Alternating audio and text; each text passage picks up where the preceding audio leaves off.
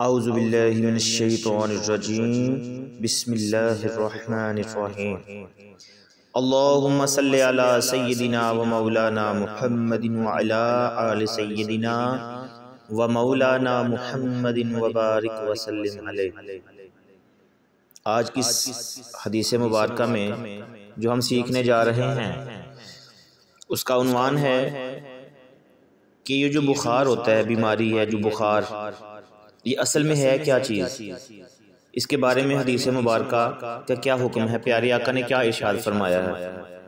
ابو امامہ رضی اللہ تعالی عنہ سے مروی ہے، وہ روایت کرتے ہیں کہ بخار جہنم کی بٹی ہے، اس میں سے مومن کو جتنا بخار ہوتا ہے وہ آگ میں سے اس کا حصہ ہے جو اسے دنیا میں مل جاتا ہے اور آخرت میں وہ محفوظ ہو جاتا ہے۔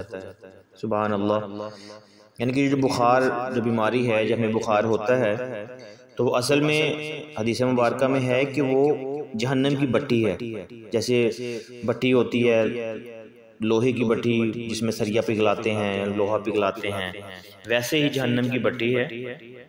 اس میں سے مومن کو جتنا بخار ہوتا ہے، یعنی کہ اس کی گرمی کی شدت ہوتی ہے، وہ جہنم کی جو آگ ہے اس کا وہ حصہ ہوتا ہے جو اس کو ملنا ہوتا ہے، تو پھر بعد میں اللہ پاک آخرت میں اس کو اس سے محفوظ رکھتا ہے۔